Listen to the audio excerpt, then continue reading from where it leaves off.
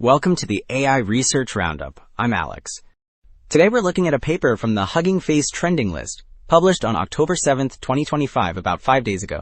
The main result is a set of data-dependent, high-probability bounds on test error for the Gibbs posterior that work even in the low-temperature interpolation regime and remain valid when approximated by Langevin Monte Carlo methods. The paper is titled Generalization of Gibbs and Langevin Monte Carlo Algorithms in the Interpolation Regime.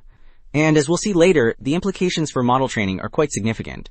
Beyond theory, it delivers practical bounds that track true label performance and cap random label error with stability for unadjusted Langevin algorithm and stochastic gradient Langevin dynamics. Alright, the previous segment laid out the calibration idea. Figure 1 presents SGLD experiments on MNIST and CIFAR-10 with 8,000 training examples, plotting 0-1 error against beta. The bound stays high when labels are random, so it correctly caps generalization even though training error drops, which demonstrates robustness. For true labels, the bound tracks the test error closely across temperatures, indicating useful, data-dependent guarantees.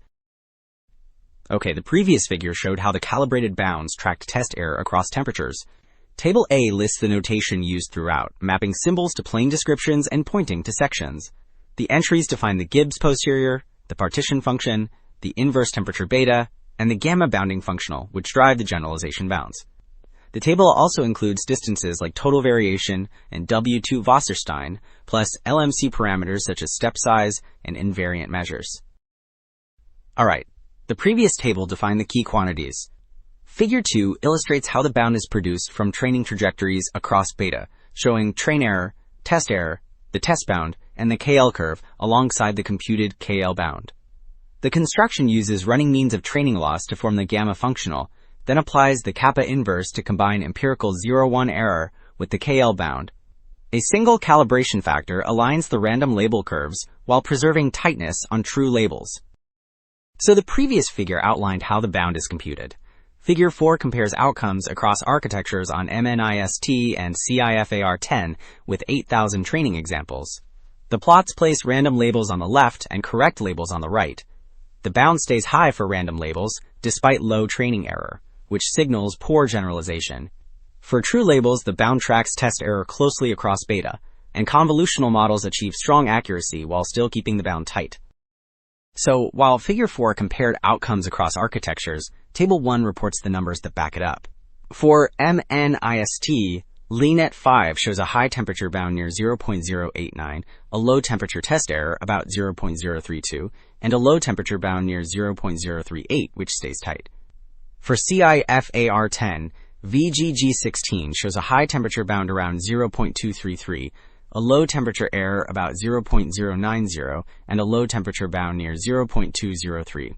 The bounds clearly anticipate low temperature behavior.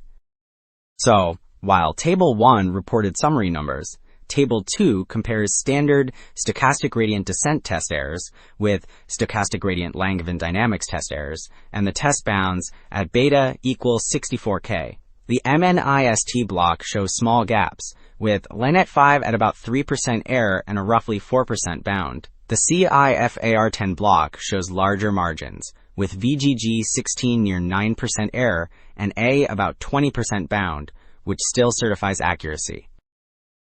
Alright, two takeaways stand out. Data-dependent high-probability bounds remain valid in the low-temperature interpolation regime and tolerate approximation by unadjusted Langevin algorithm and stochastic gradient Langevin dynamics, and a simple calibration makes the bounds practically tight. The broader implication is strategic. Small high-temperature training error already signals low-temperature generalization, guiding temperature, and sampler choices. That is it for the AI Research Roundup. I am Alex. Thanks for listening.